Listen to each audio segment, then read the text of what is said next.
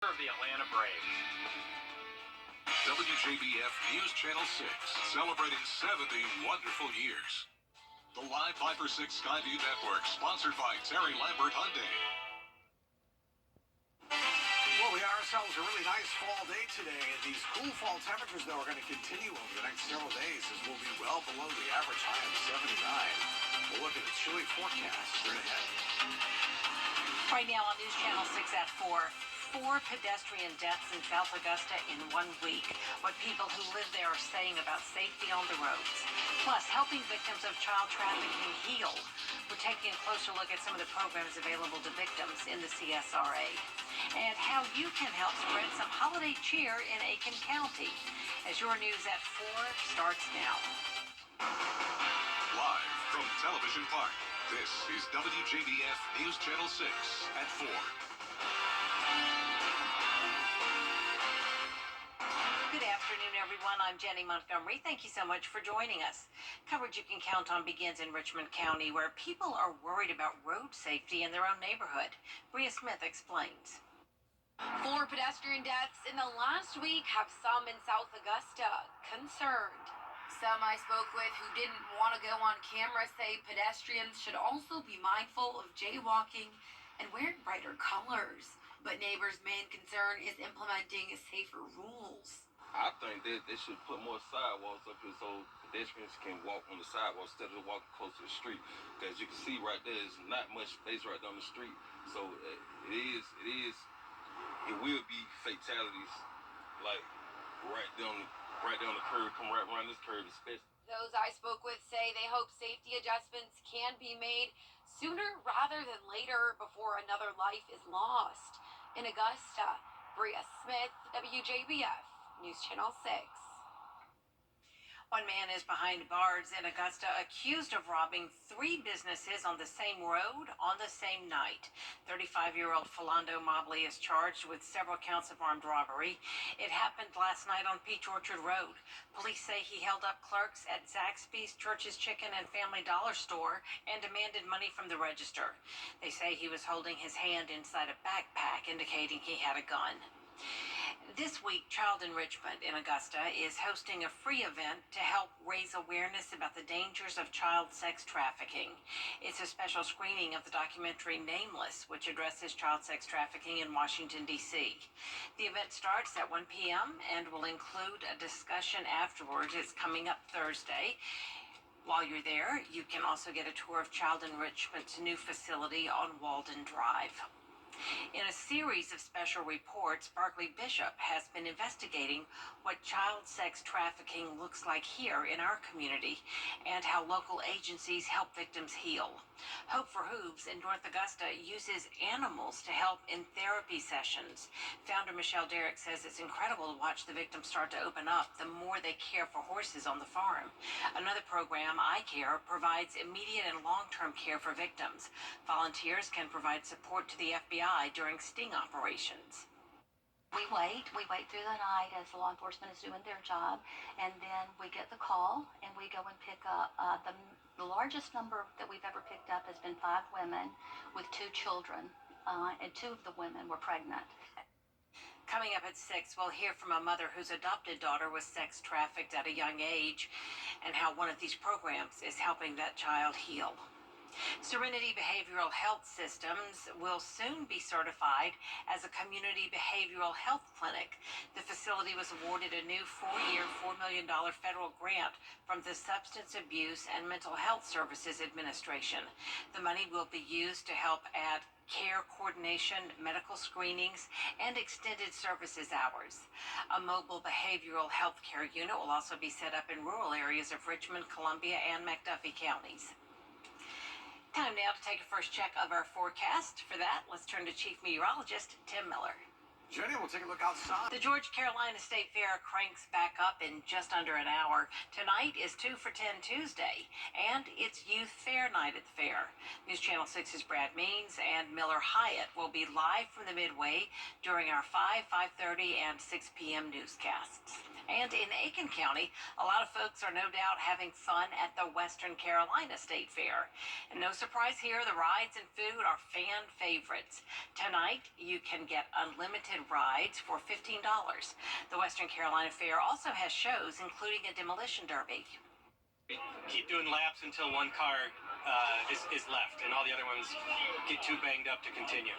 Both beat up cars driving around, crashing into each other, and with each crash, there's louder cheers, it seems. All children under 16 must be accompanied by an adult or parent to attend the Western Carolina State Fair. Coming up, could breast cancer deaths be linked to where you live? The area's scientists say have the highest rates. After the break, stay with us.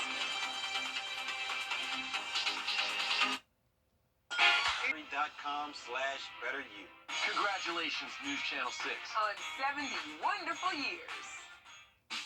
Right now, Sonic's small hand mix. Where you live could impact your chance of getting breast cancer and your chance of beating it. Justin Finch explains. A national study published in JAMA Network Open looked at data from more than 2,100 counties in the United States and found differences in female breast cancer deaths depending on where people lived. States such as Oklahoma, Alabama, Ohio, and West Virginia were some of the places with higher rates. Perhaps not surprisingly, places with higher mammogram screenings had fewer deaths, while places with higher rates of obesity had more deaths. Researchers also found that access to health foods and exercise opportunities made a positive impact, while places with increased segregation and lower access to primary care and mental health doctors had a negative impact. The study did not include every county in the country, but suggests that improving public health programs could be a key in bridging the cancer disparity gap. With this Medical Minute, I'm Justin Finch, ABC News.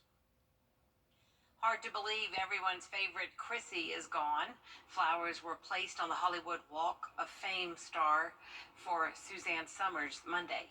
The actress, known for her roles in Three's Company and Step by Step, died in the early morning hours Sunday, just a day before her 77th birthday. Summers was diagnosed with breast cancer in 2000. In late July, she announced the disease had recently returned. You can show your support for the fight against breast cancer by taking part in the annual Miracle Mile Walk. It's this Saturday from 8 a.m. until 11 at the Augusta Common. You can donate at themiraclemilewalk.org. All proceeds support local breast health services through the Piedmont Augusta Foundation. While the sun is shining, it's still kind of chilly out there. Is a warm-up on the way? Tim Miller answers that question when we come back. I'm a turn. A pepper grown by a man in Fort Mill, South Carolina, is breaking a world record. The Guinness Book of World Records declared Pepper X the world's hottest. The heat of peppers is measured in what's known as Scoville heat units. Pepper X is 1 million units hotter than pepper spray, commonly used by police. I can tell you with Pepper X, because I ate a whole one on the Hot One show, I was feeling the heat for 3.5 hours. Then the cramps came. And your body is trying to get rid of that thing it thinks is poison. Why do people do that to themselves? I don't get it. Curry also grew the Carolina Reaper, the pepper that previously held the record as the hottest in the world. There's more coverage you can count on coming up at 4:30, including 2 weeks without a House Speaker. Will the space finally be filled? What we know about a new vote that happened today. Call 800-939-0552. That's 800-939-0552. Call now. At Kroger, everyone wins when it comes. Sponsored by Terry Lambert Hyundai.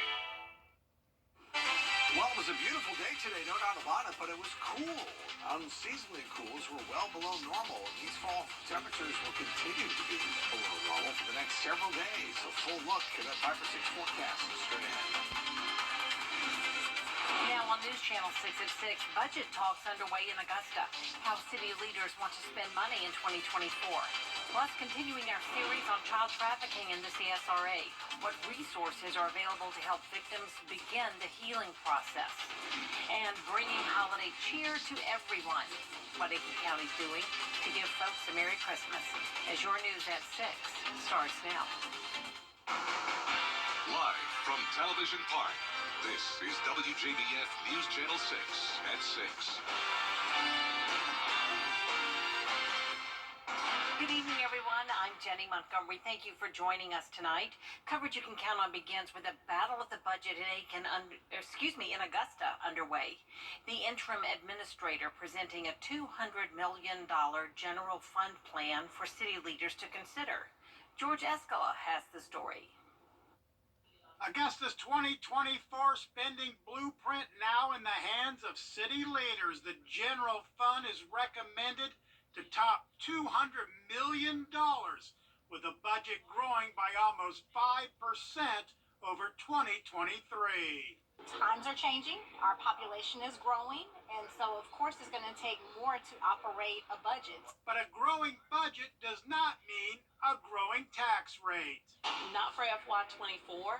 A tax increase has not been proposed. So if the commission approves this budget as slated, it does not include any increases to taxes. The proposed budget includes $1.9 million increase in the sheriff's budget and $300,000 for the new department performance audits commissioners approved earlier this year. Well, I knew that was going to be something that was going to be expensive, but I don't think I ever fathom that it would be $300,000. So I think that's going to be something that we're going to take a look at. Commissioners plan to look at possible cuts at the first budget workshop next week. We'll take this seriously and look at it, even if it means line item by line item, to make sure of what we're talking about. The mayor talking cuts after the proposal called for a $21,000 increase in his budget. When we submitted our budget item for 2024, we asked that our budget remain the same as it was for fiscal year 2023. Budget talks are now underway with final approval scheduled for November 21st. In Augusta, George Escala, WJBF, News Channel 6. Chief Meteorologist Tim Miller joins us now for our first check of the forecast. Pretty day today, Tim. Yeah, Jenny, it sure was. Meteorologist Miller Hyatt is out there. Miller, what you got for us over at the fair?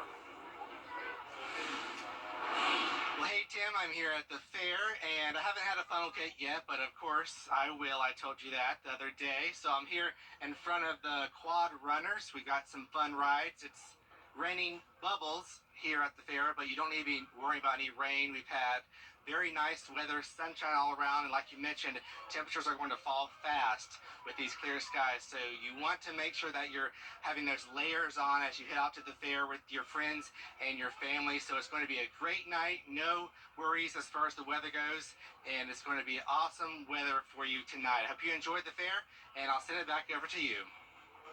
All right. Thank you so much, Miller. Aiken County is now taking applications for its Christmas Assistance Program. The program helps families in need during the holidays, providing gifts and special items for children. For the next 2 weeks, families can stop by the Aiken County Recreation Center to turn in an application. Tondra Cooks says this is one of her favorite programs of the year. So now we provide clothes, each child leaves with pajamas, toys. They may not get everything on their wish list, but we make sure everyone leaves with something. And everyone gets a Christmas Eve bag, which has pajamas, toothbrush, toothpaste, popcorn, hot chocolate, and a book to read before going to bed that night. Christmas assistance applications can be turned in until the 27th. If you live in Aiken County and want to know more about the Christmas assistance program, we have all of that information on our website, WJBF.com. You know, there are hundreds of child trafficking victims in the CSRA, and thanks to some local nonprofits, victims are identified and get help with the healing process. News Channel 6's Barkley Bishop has more as she continues her series, Hidden in Plain Sight. Well, it was her mom and mom's boyfriend that were doing this. To protect her identity, we'll call her Lena. Her adopted daughter from Augusta was trafficked by her biological mother and the mother's boyfriend. They would give her either alcohol or marijuana and would take her to a hotel. She was less than 10. It's an unthinkable crime, one that's committed all too often by family members. Michelle Derrick uses her horses as therapy for young victims like Lena's adopted daughter. That horse just has that sense of like, there's something different about this child, and I need to, give them a little extra love or, hugs or whatever it may be. I really don't understand. It's just the way that God created them, and it is absolutely amazing. In the few years Derrick has been operating Hope for Hooves in North Augusta, she's seen incredible transformation in the victims she helps. The program takes 20 to 30 kids at a time and offers one-on-one mentorship for several months. It includes Bible study, crafts, and time with the horses. And so horses are actually able to feel what we feel. So if we're scared, they know. If we're happy, they know. The need for outpatient care is huge, but the need for immediate care is also great. That's where Ginger Amerson with Eye Care comes in. We have a team of ladies that have been trained to respond, and we wait through the night as law enforcement is doing their job, and then we get the call and we go and pick up. The largest number that we've ever picked up has been 5 women with 2 children, and 2 of the women were pregnant. And these are all local cases. Amerson tells me at any given time, Eye Care is helping 30 to 40 girls. About 45% come from Richmond County, another 35% from Burke County. Many are in the safe house called River Tree for about 2 years. Honestly, the victims have gotten so much younger that we are seeing the need to go a little bit longer than 2 years, because if we have children that have been, they don't have a safe family to go back to, they may need to be with us until they graduate. Trafficking has no boundaries. No race, demographic, or child is immune to this horrific crime. It has brought us to our knees, quite frankly. We are based on prayer because we're faith-based, but the level of emotional disgust that we see and the harm that we see coming to the children has brought about anguish in our souls, because we do not want to see it happen to the children. We do not want to see this grow in our community. It's why organizations like Eye Care and Hope for Hooves work so hard to help heal these children. In Lena's case, her adopted daughter still has a long road of recovery ahead. Her innocence may have been stolen, but the chance for a future full of hope and joy has not been. Her brain is just trying to figure out what's normal and what's not, and it will probably take a long time for her to realize what life really should be like. For more information on these programs and other resources for help, just look up this story on our website under the Features tab. Next week, Barkley wraps up her series as she talks with a woman who was trafficked as a child. Coming up on News Channel 6 at 6. We have a question for you on this Tuesday night. Who is this person they call the bubbleologist? And how did she acquire such an impressive skill set in the world of bubbles? We'll find out live from the Midway at the Georgia-Carolina State Fair next. Well, it is another big night at the Georgia Carolina State Fair on Hale Street in Augusta. Brad Means is there, along with some friends that he's meeting every day. Hey, Brad. Hey, Jenny. At News Channel 6 at 5, we told you about all the smells that one encounters when they walk into the fair, the delicious food being prepared all over the place here. Well, you're also greeted by some pretty cool sights, like sometimes tons of bubbles coming at you from every direction. That's thanks to Cal, the bubbleologist behind me. Jamie Martinez runs this amazing bubble factory, and she's back with us this year at the fair. This is amazing. Children seem fascinated with it. Oh, yeah, for sure. Children, anyone of any age. I see older people popping the bubbles. I mean, everyone loves bubbles. Here's the problem, though, Jamie. Sometimes when we try to do this on our own, when we're not a licensed bubbleologist, it doesn't go well. It kind of stays in the wand. How do y'all make this so prolific? It actually takes a lot of practice. This is my 10th year with the Amazing Bubble Factory. This is Cal's first year being an expert bubbleologist, and she's had plenty of training, and yeah, you just got to know what you're doing. Yeah, Cal's doing an incredible job. So one thing I noticed is this is dependent upon the wind, right? You never know where the bubbles are going to go. Absolutely it is. That's one thing you have to learn, is which way the wind is going, and to make sure that wind is behind you to push the bubble out.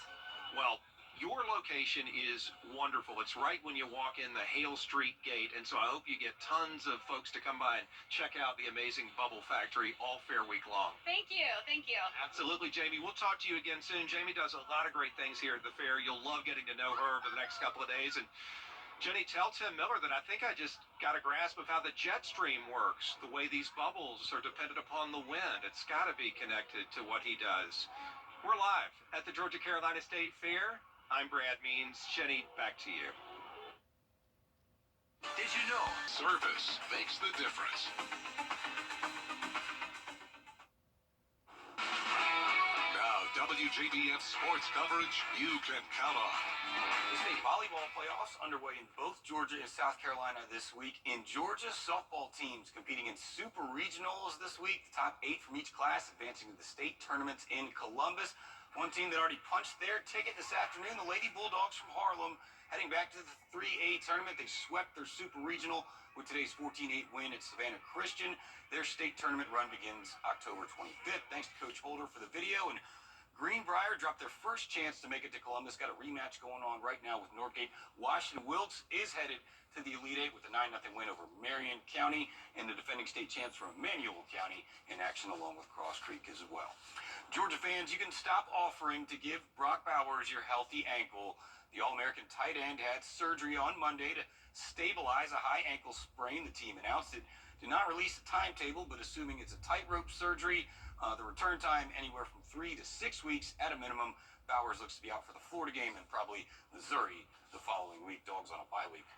South Carolina fans were frustrated with the fourth quarter collapse and the loss to Florida, and their head coach Shane Beamer was as well, telling the media he broke something in his foot, kicking something in frustration after the loss. He says it was gut-wrenching, blowing that 10-point lead.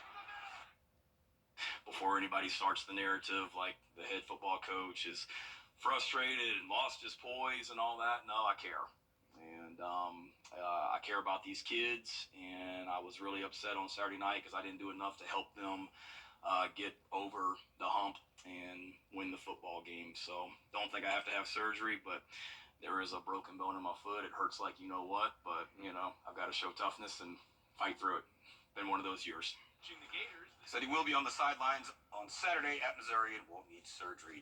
Clemson's Dabo Sweeney ruffling some feathers when he told Clemson 24/7 that some Clemson fans have unrealistic expectations. He said, quote, "We're at a point where if you don't go undefeated, you're losers. You're terrible.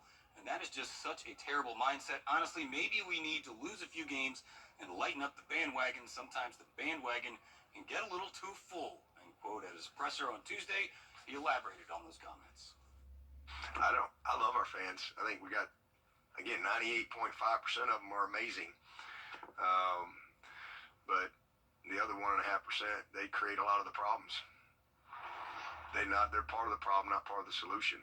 But that's everywhere.